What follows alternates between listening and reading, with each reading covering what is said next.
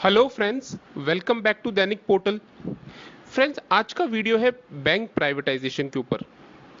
मैंने जो पिछला वीडियो बनाया था उसमें काफ़ी लोगों ने कमेंट किया। पहले के भी कमेंट्स हैं कि प्राइवेटाइजेशन के ऊपर एक अपडेटेड वीडियो बनाइए। तो आज का जो वीडियो है वो बैंक प्राइवेटाइजेशन के ऊपर है। किसी ने बिल्कुल सही कहा है, वो लड़ाई मत लड़ो जो जीत नहीं सकते। इसका क्या मतलब है, ऐसा मैंने क्यों कहा है, कि वीडियो देखने के बाद आप लास्ट में खुद इसको समझिए। कि अभी एक तो गवर्नमेंट है जिन्होंने पूरा जोर लगा रखा है बैंक को प्राइवेटाइज करने को लेकर। बीच में बैंकर्स हैं और उनको सपोर्ट में है बैंक यूनियंस का।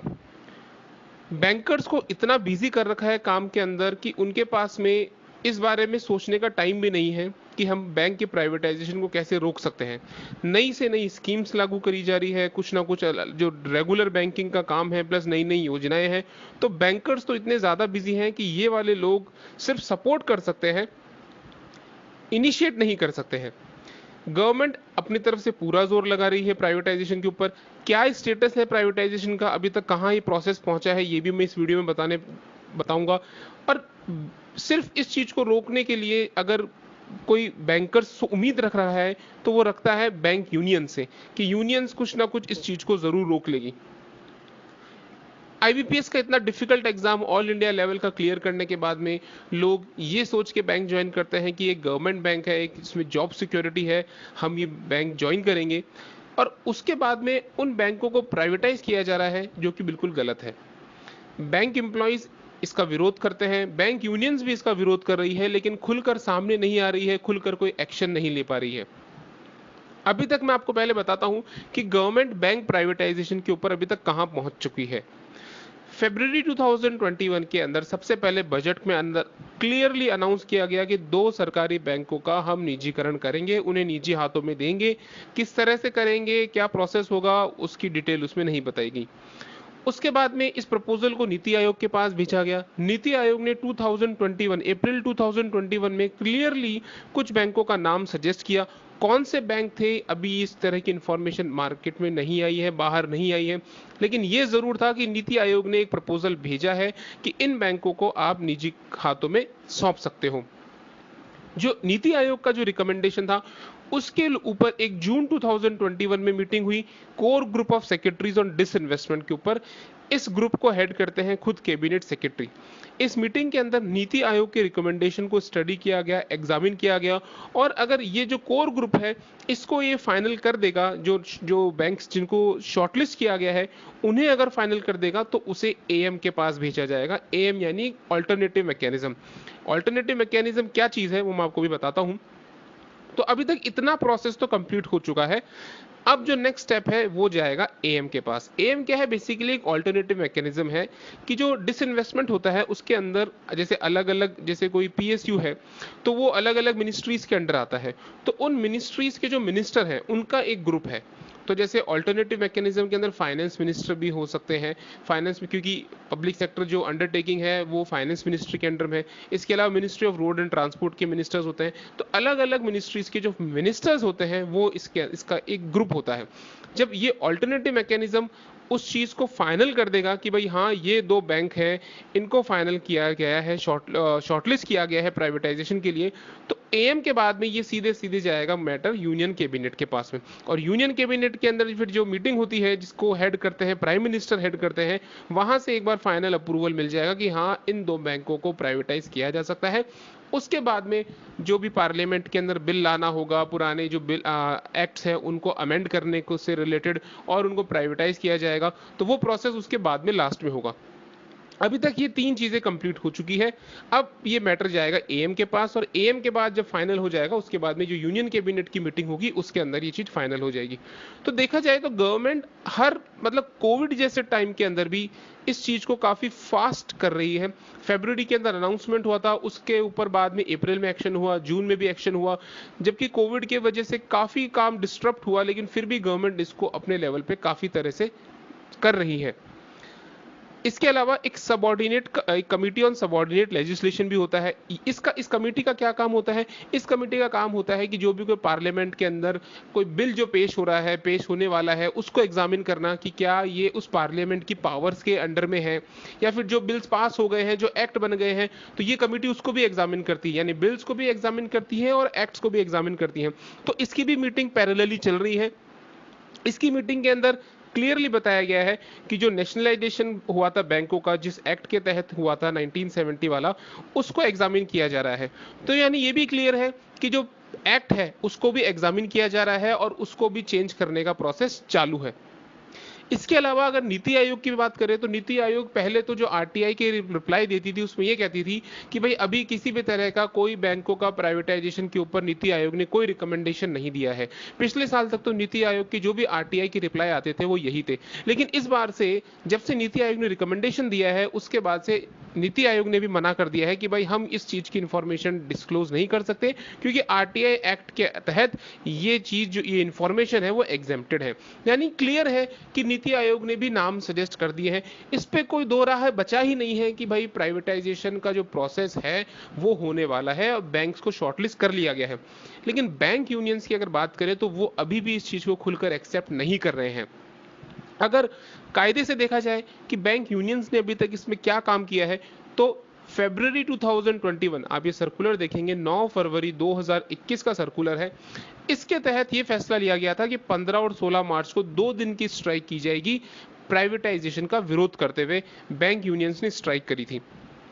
अब ये वो समय था फ्रेंड्स जब वेज रिवीजन इंप्लीमेंट ही हुआ था, लोगों को नई सैलरी मिलना स्टार्ट ही हुआ था। कुछ बैंकों में नई सैलरी मिल गई थी, एरियर नहीं मिला था। कुछ बैंकों में नई सैलरी रिवाइज होना बाकी थी। यानी कहने का मतलब यह है कि एरियर मिलने वाला था, इनको लेवी मिलने बाकी थी। लेवी उस समय फरवरी के पहले सप्ताह में तक लेवी पूरी तरह से नहीं मिली थी। साथ ही आरआरबी जो ग्रामीण बैंकों है उनके अंदर भी वेज रिवीजन होना बाकी था। तो उस समय एक प्रोएक्टिवनेस दिखाई थी यूनियन ने कि भाई हम आपने जैसे बजट में अनाउंस किया है, हमने एक वीक के अंदर, एक सप्ताह के अंदर हमने स्ट्राइक का कॉल ले लिया है। और उसके बाद में यही मैसेज था कि जैसे जैसे अगर गवर्नमेंट इस प्राइवेटाइजेशन के अंदर प्रोग्रेस करेगी तो हम आगे स्ट्राइक का कॉल लेंगे। लेकिन इसके बाद में बैंक यूनियंस की तरफ से कोई इंफॉर्मेशन नहीं है कि क्या वो प्राइवेटाइजेशन को रोकने के लिए कोई एक्शन ले रहे हैं। अभी आपने रिसेंटली जैसे ही मार्केट में न्यूज आई कि सेंट्रल बैंक ऑफ इंडिया का प्राइवेटाइजेशन होगा, इसका नाम शॉर्टलिस्ट किया गया है, ऐसी एक न्यूज आई। उसके बाद में जो सेंट्रल बैंक की जो यूनियन है जो एआईबीए से एफिलिएटेड है, उन्होंने भी एक सर्कुलर निकाला और उसमें यही बात कही कि यूएफबीयू यानी जो यूनाइटेड फोरम, उसने यही डिसाइड किया है कि जैसे अगर गवर्नमेंट के अंदर आगे बढ़ेगी तो हम आगे स्ट्राइक का कॉल लेंगे। लेकिन अभी तक इसके बाद कोई इंफॉर्मेशन नहीं है। बैंक यूनियंस पिछले 3 महीने से कोई एक्शन नहीं ले रही है। सिर्फ ट्विटर कैंपेन के थ्रू लोगों को, यानी जो बैंक कर्मी हैं, उनको एक तरह से बहलाया जा रहा है कि हाँ कुछ ना कुछ इसके विरोध में लहर चल रही है। सोशल मीडिया, ट्विटर पे कैंपेनिंग करी जा रही है कि इसके अगेंस्ट में आप कुछ ना कुछ करते रहिए। अलग अलग टाइम डिसाइड किया जा रहा है और ट्वीट्स को ट्रेंड करवाया जा रहा है। लेकिन फ्रेंड्स, क्या सिर्फ ये ट्वीट्स एक प्राइवेटाइजेशन को रोक पाएंगे? सिर्फ ये माहौल बनाया जा रहा है कि बैंक यूनियंस कुछ ना कुछ करेगी, इसके विरोध के अंदर भी काम चालू है। लेकिन जो एसोसिएशन एक्चुअल में जो चीज कर रही है वो इस तरह के सेमिनार ऑर्गेनाइज कर रही है। बैंक नेशनलाइजेशन का जो 52nd एनिवर्सरी मना रहे हैं, इस तरह के सर्कुलर्स निकाल रहे हैं। मैं ये नहीं कहता कि आपकी एनिवर्सरी मत मनाइए, आप अपनी 52nd एनिवर्सरी मत बनाइए इस चीज की, लेकिन क्या जो 100 साल पुराने बैंक है उनको बचाना, क्या वो काम ज्यादा जरूरी नहीं है? ऐसे सर्कुलर्स आपकी प्रायोरिटी शो करते हैं कि आपके लिए क्या जरूरी काम है। तो फ्रेंड्स, अब आप खुद सोचिए, जिस देश में किसान आंदोलन जैसे जो एक्ट पास हुए फार्मर्स के, वो वापस नहीं हुए, आर्टिकल 370 पे इतना डेमोन्स्ट्रेशन हुआ, सीएए एनआरसी पे इतना डेमोन्स्ट्रेशन हो चुका है, लेकिन गवर्नमेंट काफी स्ट्रांग है, कोई भी कानून वापस नहीं लिया गया है। गवर्नमेंट हर वक्त यही कहती है कि हम इस पे बातचीत को रेडी हैं। सोच के देखिए, जब हजारों लाखों लोग सड़कों पे उतर चुके हैं, कई महीनों से उतरे हुए हैं, उसके बाद भी गवर्नमेंट को नहीं ये हिला पा रहे हैं, तो सोचिए क्या बैंक एम्प्लॉइज की जो नेता हैं, क्या वो इस प्राइवेटाइजेशन को रोक सकते हैं? क्या आप अपने आप से पूछिए कि एक तरफ तो गवर्नमेंट है जिसको किसानों का भी प्रोटेस्ट झेलने को मिल रहा है, लोगों का भी प्रोटेस्ट झेलने को मिल रहा है, लेकिन उसके बाद भी वो इतने स्ट्रांगली खड़े हैं। तो क्या ये बैंक यूनियंस क्या कुछ ऐसा कर सकते हैं? इनको देख के क्या आपको लगता है कि क्या ये प्राइवेटाइजेशन को रोक सकते हैं? तो फ्रेंड्स, आप खुद सोचिए, जब बैंक मर्जर नहीं रुकवा सके, वेज सेटलमेंट अच्छा नहीं करवा सके, पहले इनिशियली तो परफॉर्मेंस लिंक्ड इंसेंटिव का बहुत विरोध किया था बैंक यूनियंस ने कि नहीं, परफॉर्मेंस बेस पे इंसेंटिव नहीं मिलना चाहिए। बाद में उसी को एक्सेप्ट भी किया और उसी के वाहवाही के लिए सर्कुलर भी निकाल रहे हैं कि भाई देखो, अब ये परफॉर्मेंस लिंक्ड इंसेंटिव भी मिल गया है। पेंशन अपडेशन जैसे मुद्दों पे कोई प्रोग्रेस नहीं करवा चुके, 5 डे वीक नहीं दिलवा पाए, फैमिली पेंशन और एनपीएस 14% तय हो गया था नवंबर 2020 के अंदर, जो सेटलमेंट साइन हुआ था कि फाइनल अप्रूवल आ जाएगा गवर्नमेंट का। 8-9 महीनों के अंदर अभी तक उसका फाइनल अप्रूवल भी नहीं ले पाए।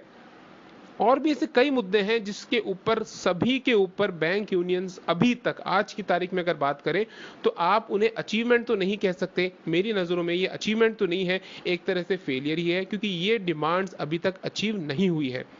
तो जब ऐसे बेसिक मुद्दों के ऊपर प्रोग्रेस रिपोर्ट अगर बनाई जाए बैंक यूनियंस का, तो आप क्या कितने नंबर देंगे? आप खुद सोचिए। तो ये तो नहीं कह सकते कि भाई बैंक यूनियंस इस चीज को, प्राइवेटाइजेशन को रोक पाएगी। अभी तक का जो स्टेटस है उसको देख के तो नहीं लगता है। अब रह गई बात कि बैंक एम्प्लॉयज क्या कर सकते हैं। देखिए, बैंकर्स के पास में, बैंक यूनियंस के पास में कुछ तो छोटे हथियार हैं जिनको अभी तक वो दिखाई जा रही है, जैसे धरना हुआ, लंच आवर के अंदर जो आधे 1 घंटे का प्रोटेस्ट हो गया, पोस्टर्स वगैरह ऑनलाइन सोशल मीडिया पे, बैच वेयरिंग्स और ट्विटर कैंपेन, कई तरह के अलग अलग छोटे मोटे हथियार हैं। 1 से 2 दिन की स्ट्राइक डिक्लेयर कर देना। लेकिन जो मेन हथियार है जो बैंक एम्प्लॉयज का, या फिर किसी का भी एक तरह से कह सकते हैं कि एक इनडेफिनिट स्ट्राइक होता है, वो एक सबसे मजबूत हथियार होता है जिसको बैंक एम्प्लॉयज चाहते हैं कि बैंक यूनियंस इनडेफिनिट स्ट्राइक का कॉल लें ताकि एक स्ट्रांग मैसेज जाए। लेकिन फ्रेंड्स, जहां तक मेरी नॉलेज है, अप्रैल 2006 में एक इनडेफिनिट स्ट्राइक हुई थी स्टेट बैंक ऑफ इंडिया के एम्प्लॉयज की। उसके बाद में शायद मुझे नहीं लगता कि कभी एक्चुअल के अंदर कोई इनडेफिनिट स्ट्राइक पिछले 15-20 सालों में कोई की गई है। सिर्फ इनडेफिनिट स्ट्राइक का कॉल लिया गया होगा, लेकिन एक्चुअल में इनडेफिनिट स्ट्राइक सिर्फ अप्रैल 2006 में की गई थी। यानी ये जो हथियार है इसको यूज करना बस की बात नहीं है। बैंक यूनियंस जरूरी नहीं है कि इसको यूज कर सके। तो फ्रेंड्स, इसलिए मैंने स्टार्टिंग में कहा कि don't fight the war you can't win. तो कहने का मतलब यह है कि अब आप खुद सोचिए कि बैंक प्राइवेटाइजेशन के ऊपर एक तरफ गवर्नमेंट पूरी जोर लगा रही है और आगे बढ़ती जा रही है, बैंक यूनियंस क्या कर रही है। अब सवाल यह है कि बैंक एम्प्लॉयज क्या कर सकते हैं। तो फ्रेंड्स, आप अपने खुद जो रीजनल लेवल के सेक्रेटरीज हैं, जो आप जिनके कांटेक्ट में हैं, उनसे बात करिए कि भाई आप क्या करने वाले हैं। और अगर आप बात नहीं कर रहे हैं तो अलग अलग ब्रांचेस से आप लेटर लिखिए, उनको लेटर लिखिए कि भाई हम इसका विरोध करते हैं और हम किसी भी तरह के जो स्ट्राइक एजिटेशन में सपोर्ट करने के लिए बिल्कुल पूरी तरह से तैयार हैं। हम इनडेफिनिट स्ट्राइक करने के लिए भी रेडी हैं। अलग अलग लोग बहुत सारे ऑल ओवर इंडिया से अगर ये लेटर्स जाएंगे तो बैंक यूनियंस को ये तो पता चलेगा कि भाई जो बेस लेवल पे जो लोग काम कर रहे हैं वो आज हमारे साथ खड़े होने के लिए रेडी हैं। और इनडेफिनिट स्ट्राइक का जो कॉल है उस पर प्रेशर डालने के लिए आपको ही नीचे से उसको पुश करना पड़ेगा। आप अपना सपोर्ट उनको बताइए, आप लेटर लिख सकते हैं, ईमेल कर सकते हैं अपने अपने बैंक यूनियंस को रीजनल लेवल पे, और इसका खुलकर विरोध करिए कि भाई हम प्राइवेटाइजेशन के खिलाफ है और हमें ये प्राइवेटाइजेशन मंजूर नहीं है, और आप जल्द से जल्द इसके विरोध में एक्शन लीजिए। तो फ्रेंड्स, ये है अभी तक का प्राइवेटाइजेशन के ऊपर न्यूज़। एक्चुअल 2 बैंक कौन से होंगे ये अभी न्यूज़ में बाहर नहीं आया है, क्योंकि कोई भी बैंक हो सकते हैं, अभी इसके ऊपर कोई जानकारी नहीं है। लेकिन आने वाले समय में जैसे ही किसी भी तरह से बिल में किसी भी तरह का अमेंडमेंट लाया जाएगा, एक्ट में किसी भी तरह का अमेंडमेंट लाया जाएगा, तो वो जैसे बिल पेश होगा उसके बाद में ये चीज़ क्लियर हो जाएगी कि फाइनल नोड, जो फाइनल अप्रूवल दिया गया है वो कौन से 2 बैंकों को दिया गया है। तो फ्रेंड्स, ये था आज का वीडियो। अगर आपको वीडियो अच्छा लगा हो तो प्लीज़ इसे लाइक कीजिएगा, चैनल को ज़रूर सब्सक्राइब कीजिएगा और वीडियो को ज़रूर शेयर कीजिएगा। Thank you friends for watching this.